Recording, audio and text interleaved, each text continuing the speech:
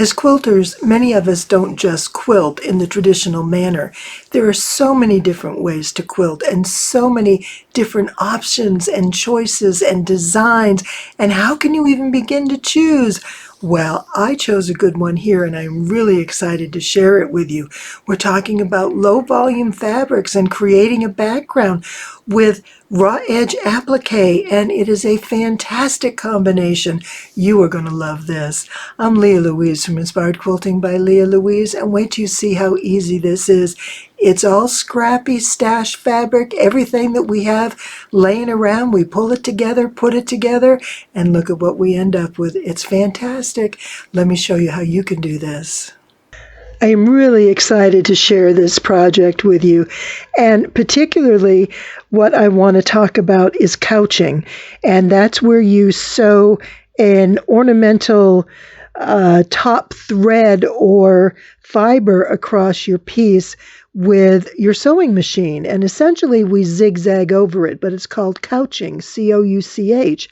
And it's used a lot in different kinds of needlework as well as applique.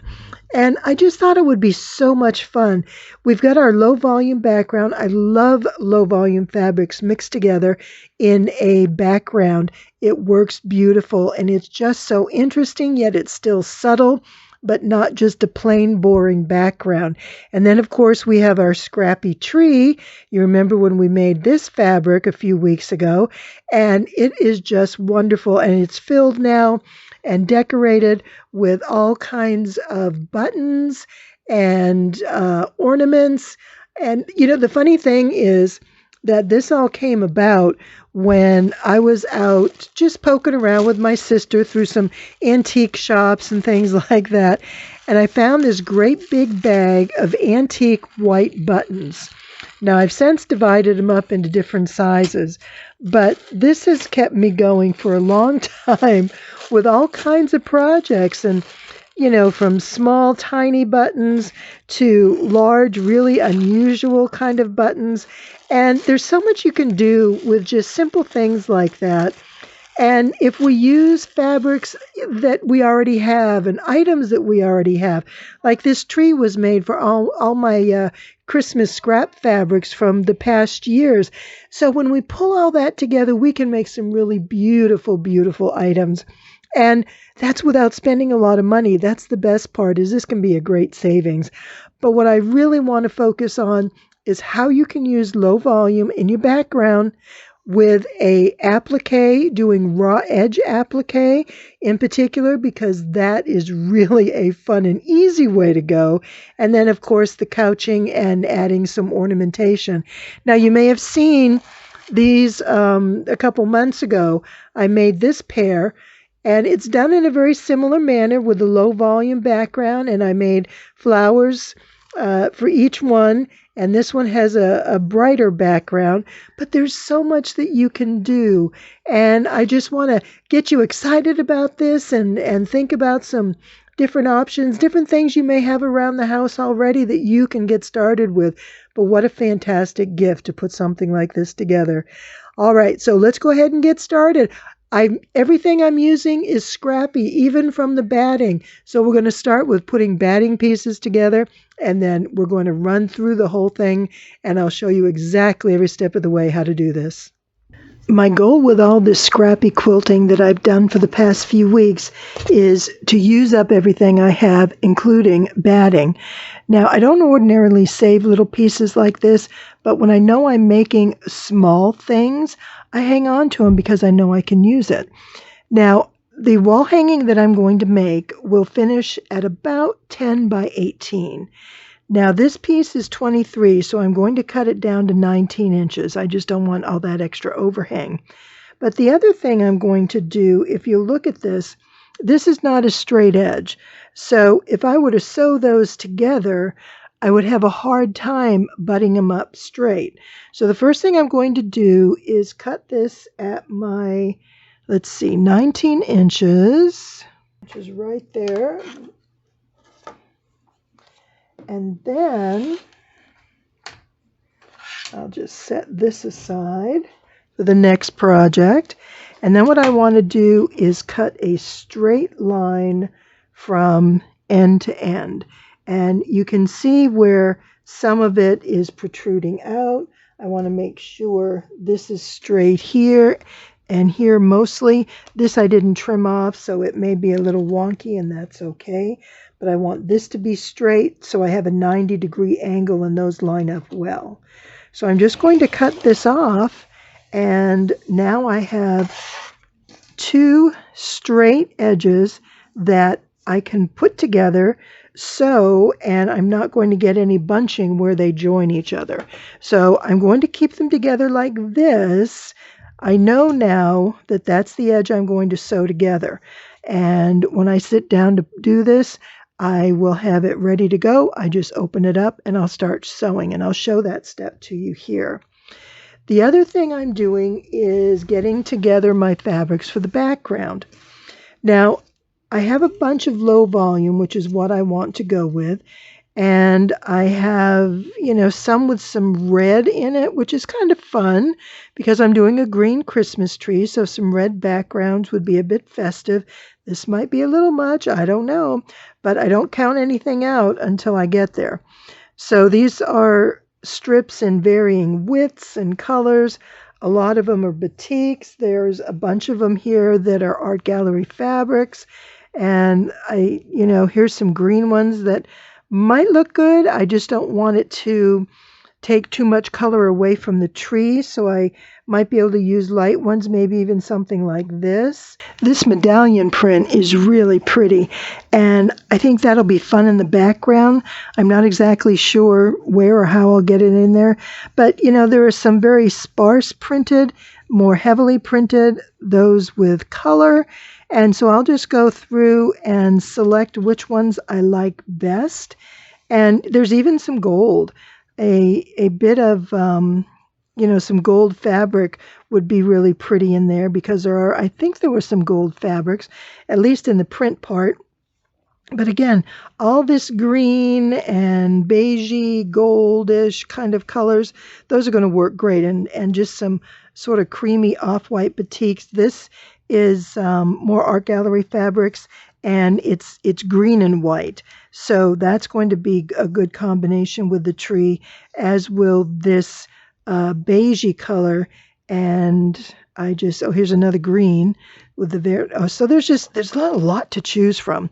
So once I get this piece done and I cut my tree out from what's left of my stash fabric, I'll come up with where my tree is going to be, and from there we'll go ahead and put this all together and quilt it. It goes very quickly, so you'll enjoy this. I need a layer of batting for my wall hanging. I wanted to show you the stitch that I use, and look how nice and smooth that lays when you put the two pieces together. Now, here's a better view of the stitch. It's similar to a zigzag, but it stitches as it goes rather than do just long stitches like a satin stitch. This is probably what would be called a darning stitch because you can sew across a torn area and catch a lot of loose fabrics. But it works really well on batting because batting tends to want to stretch. And when you have these little rows of stitching along the way, it's holding it really well. So I want to show you how I do this. One thing to look at though is notice how these are really wide apart and this over here is very close together. You want something kind of in the middle. And that's just so that you get a good stitch holding everything along the way. If it's too loose, you may end up with some open gaps in your batting. And if it's too tight, you may cinch it up and end up with a ridge, which you don't want. You want it to be nice and smooth. So when you lay it in under, your quilt top, that you're not going to have a visible seam that can be seen from, through the fabric. So let me show you with a couple pieces that I have here. Couple things just in getting ready. Well, of course, you want to pull the threads off. I've been doing so much sewing, I have thread everywhere. Okay, now my batting scraps are primarily from basting a quilt. When I get it basted, put my quilt sandwich together and do my quilting, then I cut off the edges. So you can see here, this edge is not straight. It goes to the side because I probably just cut it with my scissors just so I could get the quilting finished. Whereas here, you see the nice cut factory edge. So when possible, that's what I try and use, is put those nice straight pieces together. It's just going to fit well. It saves me time of cutting it. If I don't have good cuts, if these are pieces that came out of another project and they're, sort of cut every which way, I will use my ruler and rotary cutter and cut a nice straight line in order to make sure I get a good fit here. So let me go ahead and show you what I do to start. Is I line both pieces together, and I want this center where they join to fall right in the center of my presser foot. Now you can see I'm using a regular presser foot because this is very thin cotton batting. It's what's called a low loft. And so it's not going to be difficult for the feed dogs to pull it through from underneath. If you're using a thicker batting, something, that has the high loft or you're going to get a lot of dimension with, you may want to consider using a walking foot because the batting might drag on the top and not feed through well, and you might not get a good finish on your seam. So just keep that in mind. If it's not going well with your presser foot, then put on the walking foot. And if you put a walking foot on, it's not going to hurt. So you might want to just try that the first time and just see what works best for you. So with my seam lined up in the middle, and I always want to use a matching thread because, again, if there's any visibility through the fabric, I don't want to have a contrasting thread that I can see. I am using low volume fabric on top, so there is that possibility, and I just want to be really careful about that. So I just go ahead and I start. I keep my hands on both sides because I want that fabric to stay in the middle. If it starts pulling out like this, I need to put it together. Now, I'm not pushing it through to make it poke up. I just want it side by side, fitting nice and snug. As I'm moving along, I just let the machine feed through. It just draws the batting through as it needs in order to accommodate the stitch we've selected. And as long as I'm holding this together, I'm going to get a nice seam. And that's the extent of it. It works out really well.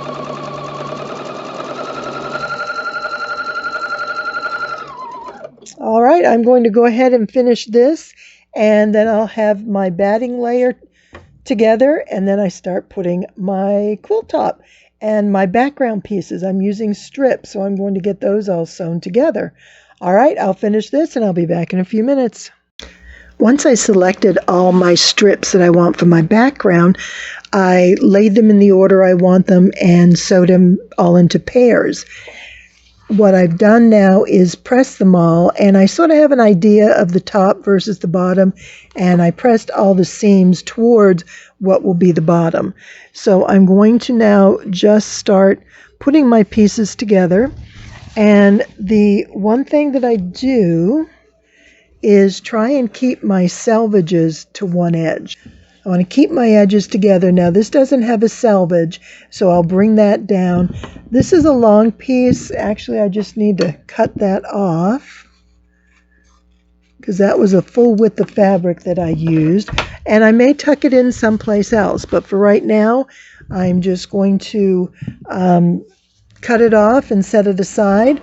My seams are all going in the same direction, so that means I have them in the right order, because it is easy to get these mixed up. Not that it would really matter that much, simply because it is kind of a scrappy background of all kinds of strips put together. And I'm simply going to use a 1/4 inch seam and go from one end to the other. And when you use a light background, you will have more of a tendency to be able to see threads show through. So you want to keep your any loose pieces to a minimum. Now you'll have some on the seam itself, but it's laying in the middle is where they're going to be obvious. And if you've ever had that happen, you know how frustrating it can be. My strips are sewn together. I'm liking the look of it. Some golden yellows and some earth tones, some nice greens in here. A few of these red pieces that just a lot of interest and different patterns. This is geometric. But it's round as opposed to straight. Then we have what I call the organic. It's loose formed, oftentimes shaped like what we find in nature, kind of a particular favorite of mine. And then we've got ferns and just a little of everything. And it's going to add a lot of balance overall in the background. Now, the first thing I need to do is get a straight line.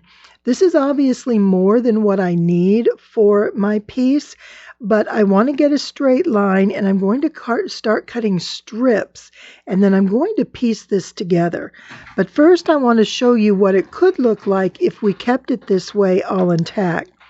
Now, in order to get a good straight cut, I need to put one of these on a grid line. So I'm going to use this seam right here.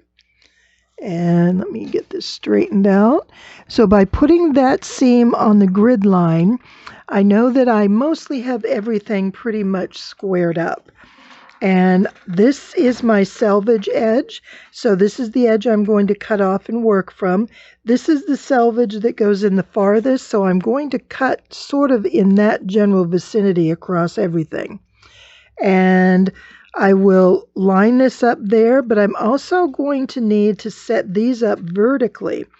I want these lines to go with my grid. That way, when I cut across, I'm going to get a good 90-degree angle. And so everything looks good here. Let me find my rotary cutter. And I can't get the whole thing in. You know, this supersized mat that I have has really spoiled me because I can cut so far, but the camera can't keep up with it. But it works really well. I'm really pleased with how I can, do the cutting without doing lots of moving around and just do one fell swoop. Okay, so this is the extent of what I'm going to be throwing away, and it's mostly just selvage pieces. And here is my straight edge. Now, I'm going to show you the tree I have cut out for this, and it's a larger size than what we've been working with, and I think it's 12 inches. Let me double check. 10, yep, just a little over 12 inches. And my piece is going to measure, I think it's about 18 inches, 15 to 18 is where I'm heading, and I'll trim it down once I'm finished and see where I'm going with this. Then I can make that decision. But I'm going to have a trunk down here and all that. But I just wanted to see how this looks against all the different colors, and I really like it. Nothing stands out too much that makes the tree sort of fade away at the edges. These are all really dark greens for the most part. And so as I'm putting this across the low volume fabrics, I'm not losing any of my edges. Sometimes you think if you put this along a similar background fabric, you might lose some of the contrast. But I'm not finding that. And I can just make sure when I do this that I put this edge along something that's a little bit darker. And even something like this would work because that's a very dark tannish beige. But what I want to do is, and the reason why I cut it this long is I'm going to cut it into strips, different size. I think I'm going to go with 3.5 and 2.5 maybe. I'll start there and see what I think. And then I'm going to turn the strips around so they go in different orders. And that's just going to kind of change everything up a little bit and give it a more dynamic look. I like the idea of having lots of colors, excuse me, not really colors, lots of patterns in the background. Even though they're subdued, they will stand out.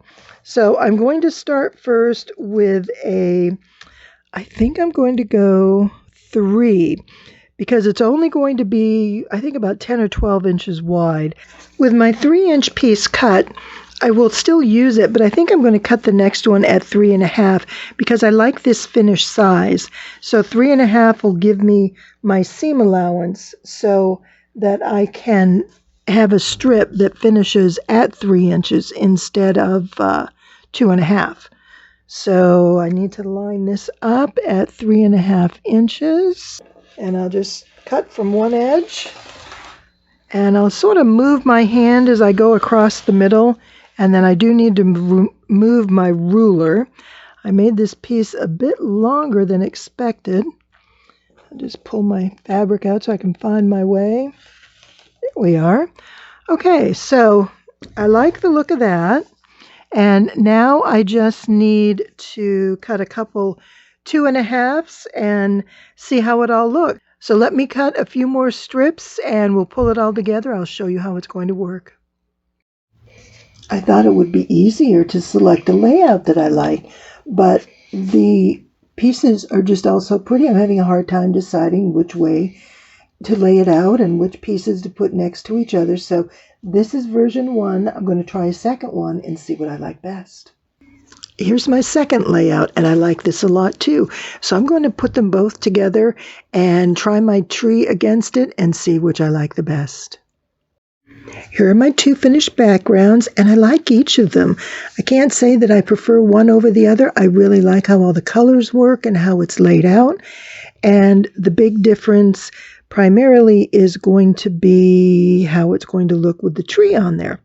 So each of these measure about 12.5 inches by 18.5 to 19 inches. I'm going for a 10 by 18 or a 12 by 18. I'm not exactly sure. So I'm going to put my tree in and see what I like. And, you know, one doesn't necessarily stand out more than the other. I kind of like that the gold is behind the tip of the tree. That, you know, might just be the deciding factor. So sometimes it's just as simple as that. Okay, so we are going to go with the gold tipped tree. And then maybe what I want to do, there's a little bit too much white space maybe. I don't know. Let me see. If I put my tree trunk down here, I haven't quite figured out just how this will all go together. It's kind of like we've just got this tree hanging in air. We want to ground it somehow. And I cut out this little pot. I don't know. That's a little on the hokey side, but it's kind of a fun look. And what I may do is trim these outer edges after the fact. Once I piece it, I'll know. I'll probably take at least a good 1/2 to 3/4 inch off each side and make this sort of a long and narrow piece. I like that look. So I think this is what I'm going to go with. I'll go ahead and put my tree in, and you know, I was playing around with this pot, whether I want it farther away or up close. And I think I like it up close because this almost looks like the tree's too top heavy. And this just sort of adds a little bit of transition. And this adds a bit of bright color and in a different way. So it's sort of a terracotta looking pot. I think this will work. So let me go ahead and put this together and see what we think. And here's what I've decided to finish with. I like this the way it's laid out, and the tree fits well in the center. I have my little pot and trunk at the bottom to kind of give the tree a base, a balance, so it's not just floating in the air. And everything is set equally to the center, so I'm good. And I really do like how that gold worked in there. That's kind of fun. Once everything is steamed in place, I'm going to go ahead and secure this with a zigzag stitch, but then I have some decorating tips I want to show you. I think you're going to like this. It's lots of fun. And now I'm going to applique everything to my low volume background. And I'm going to use a small zigzag stitch. And I just start and go until I get back to where I began. It's just long straight stitching, and when I get to a corner I stop with the needle down, turn, and continue stitching.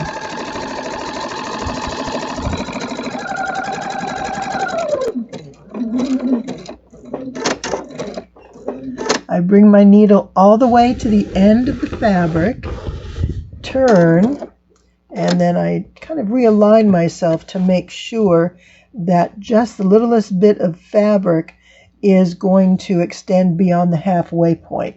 I don't want my zigzag to be in the middle on the fabric. I want it to be a little closer to the inside, so only the points are catching the outside. Let me show you.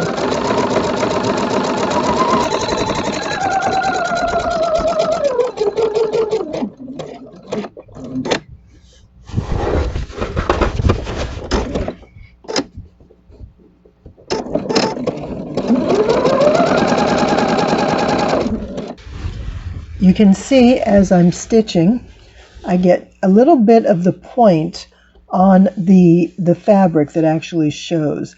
That way I know I'm catching any loose ends that may try to fray out on this fabric.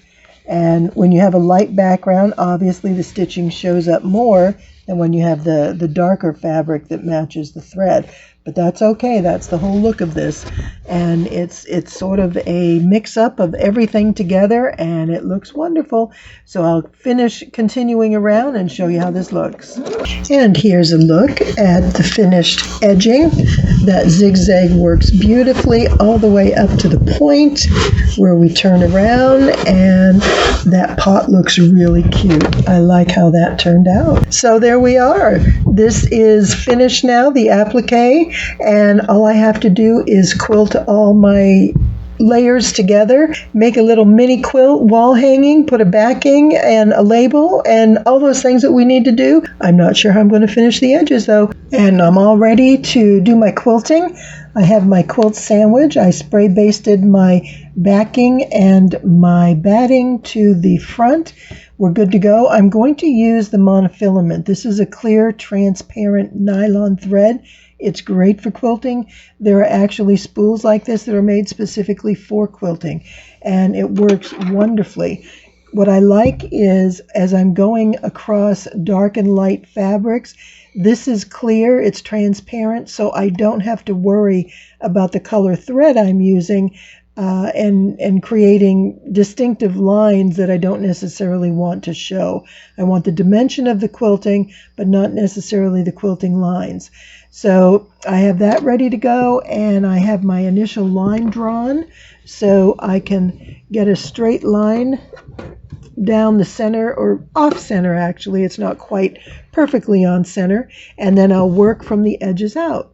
So I'll start here, and I'm going to hold my top thread just so nothing gets bunched up, and then I'm going to get started.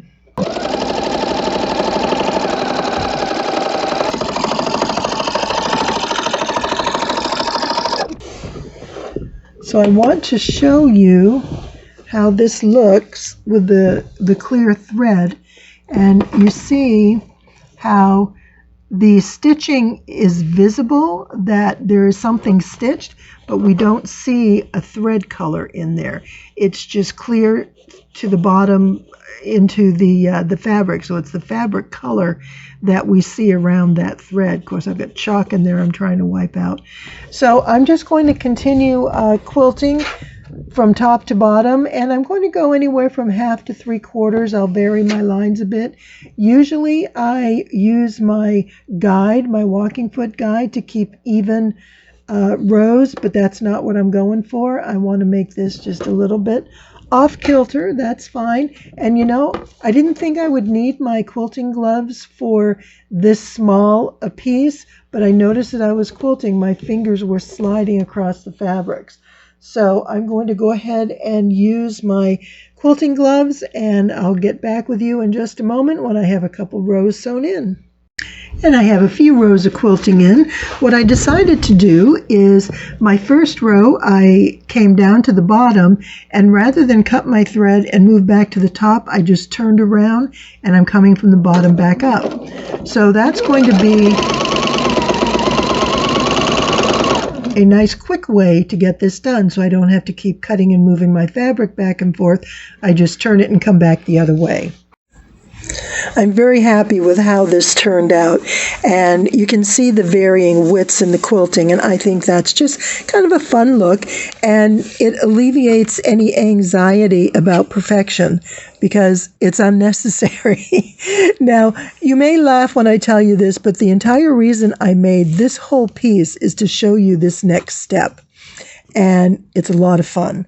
So first thing, let me show you, I bought some antique buttons years ago, many years ago, and I started making some ornaments, and I had a lot of fun with them, and I taught myself how to attach this, and it's as easy as a simple zigzag stitch, but I don't know if you can see up close, it's actually a metallic thread that I did a zigzag with. I think you can see it better right there. So what we're going to use is a metallic thread. Let me show you here. And this is by Coats & Clark's. It's a metallic decorative sewing and quilting thread. And it comes in, assorted different packaging and spools depending on who's selling it. But this one, and I think is it Kreinik, the other fancy thread maker, they have some great products and braids as well. So what I figured out is by sewing this on and then adding my buttons, and then I hand stitched a little more decoration. Here you can see it's all just zigzag. So that's what we're going to do on our big tree. And the thread we're going to use, so again, I have my metallic thread here, and I've got regular cotton in the bobbin. And this is more like a braid, and it has a bit of a stretch to it. So I believe the way that it's woven, it allows it to cinch up. It doesn't really have elastic that it's stretchy, but it gives a little. Perhaps that's the better term. Now, I want to sew this where I can start at right here, and then I'm going to cut this piece off. And so I'm going to put it close to the top because I'm going to find a little button or something that I can sew onto this. Now the first thing I'm going to need is my zigzag stitch. So let me go ahead and get that set. And I do it relatively small. So this is what my regular zigzag does, and I took it down to like a 1.5. So it's not wide at all, but this way I'm sure to catch different parts within the braid as opposed to trying to sew right down the center. So that's going to work out really well. And I'll just set this off to the side, and I'm going to start here. Somehow it just seems easier for me, maybe because I'm right-handed. And I'm going to kind of put this right up to the top and get my thread out of the way. I have thread everywhere here. Here we are. And I'm going to get my gold thread, my sparkle metallic. So I'm just going to tuck this in. And then once I'm ready, I'm just going to get a stitch or two in.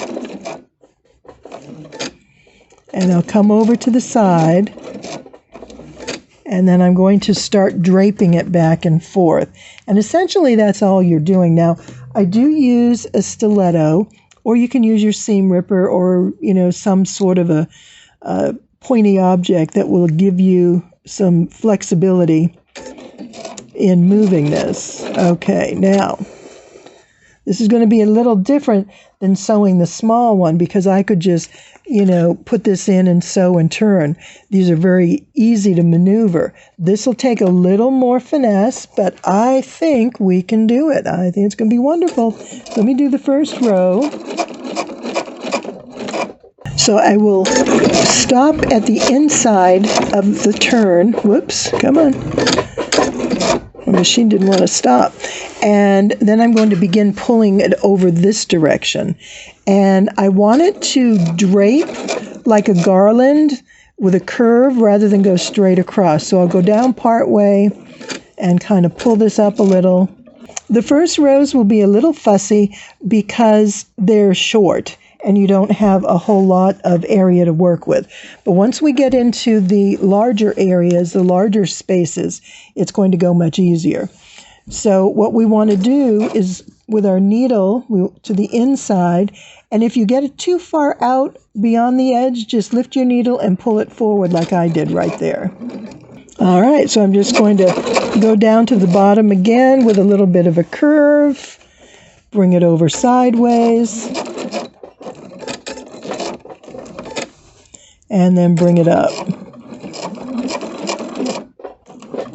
And stop in the bottom of the curve or inside the curve like that. And so you can start to see the back and forth swish that we're getting. And so we'll come down.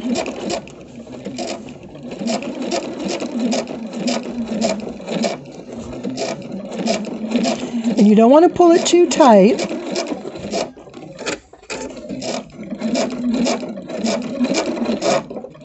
If you find that you think it's easier to mark the side of your fabric, you certainly can. But I'm just kind of winging it and seeing where this is going to take us. And I'm going to pull my thread in a bit because it was farther out than I wanted it to be. So I'm going to start with it coming down, and then as I turn my fabric, there we go. Sorry for hitting the camera, but I had to move my fabric. It was stuck on the machine. So as I'm coming down, I turn my fabric and I'm aiming the braid the direction I want it to go, which is slightly upwards. And then I bring my needle down to the inside of the curve, and we'll do it again. So this is just replicated. Whoops, I lifted that right out. From top to bottom. And like I said, it's not difficult. The materials are easy to work with. If you want, let's see, the only thing I can think of is you might have a little trouble with your needle. And sometimes metallic threads can break depending on tensions and fabrics and things like that. If you find that you're having trouble with your thread breaking, go to the next size larger. I have a size 11 that I'm using, and I'm doing pretty good. If it's thick that you're working on or you're having any trouble, try a 12 or even a 14, because what that's going to do is make a larger hole so the thread can go in and out without any stress or pressure on it, and you're less apt to have any trouble breaking. Now, you're not going to see those holes because this braid is going to cover it. So don't worry about that part. So again, see how I'm coming down. This is the direction where I'm heading. And I'm going to just grab this part. Actually, quilting gloves probably would be a good idea here because it allow me to have a better grip. I just didn't even think that would be a necessity. Okay, I kind of have to make an adjustment here.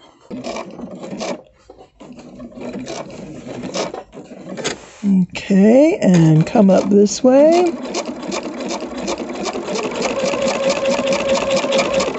All right, we can pick up some speed here. We pull this in a little. So I'm going to come down. And the key is to do a slow, easy curve. And it's much easier when you have more fabric to work with. There we go. See how smooth that went? And we're just going to go back and forth. So essentially what you want is your points are going to be midway. This one really should have probably come over a little lower, but I couldn't really see. So I'm fine with that. It works out well. And then as I go through, the next one will come below this point, and then this one comes below. So you're kind of staggering back and forth, and that'll give you that nice drapey look.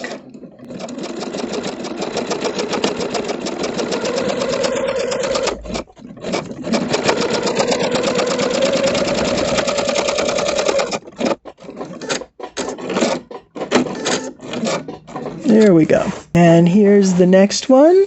I think it's wonderful. It is a great way to decorate any kind of an applique or your quilt in general. I mean, this is machine washable.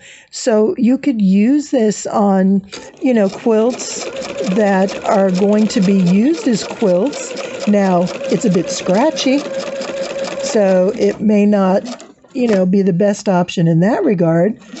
But if you're doing it, for decorative, it's going to, like this, hang on the wall or be on the table.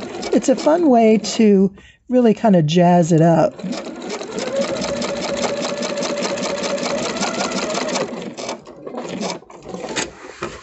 Okay, and we just kind of keep going.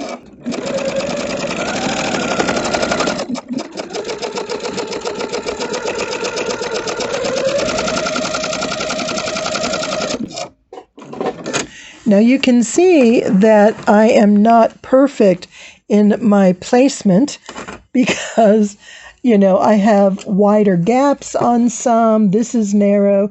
It's funny. These that go this way are wider. These are narrower. So it's obviously me working from left to right versus right to left. I find this direction much easier, but I'm right-handed.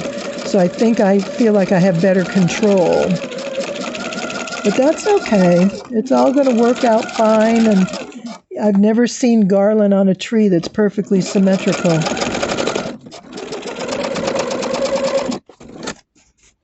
And we'll just come around here, bring this up a bit. And we're just about there.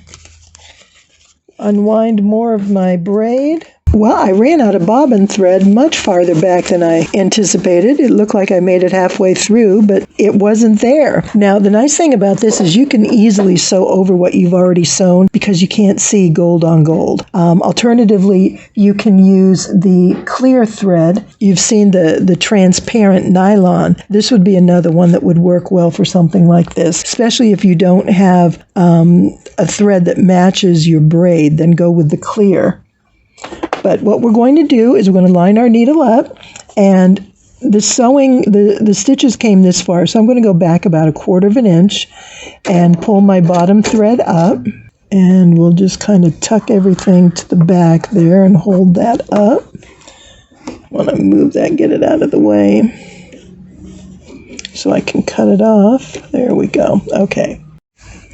So I've pulled my thread up, and I'm starting about 1/4 inch back from where I ran out of bobbin thread. And I'm just going to stitch over that.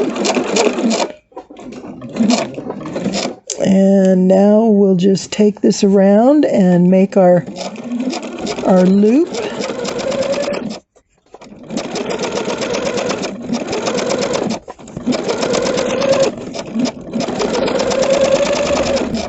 And you see how I'm just holding my finger to guide where I'm heading to keep the braid in place.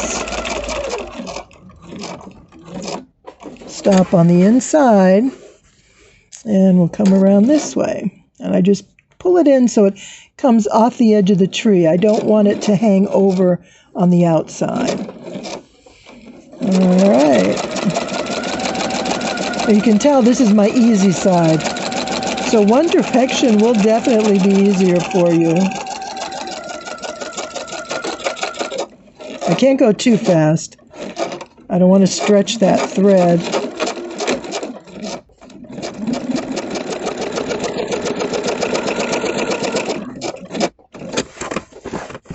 All right, and this will be my last round.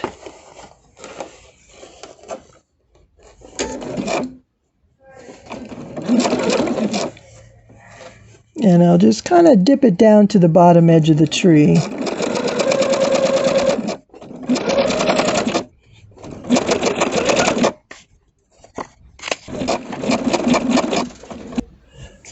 Once I cross the center, I'm going to come up the other side, and then I'm just going to end this right here. So I'm just going to hold my fabric so it stitches over a couple times, and then I can just come in and snip it off. I'm trying to decide which scissors to use because I don't want to, using the metallic, it does dull them quickly. So I'm going to cut my thread, and I'll cut my piece of braid very close, and look at that. Oh my goodness. Oh, I've got some threads here. There we go.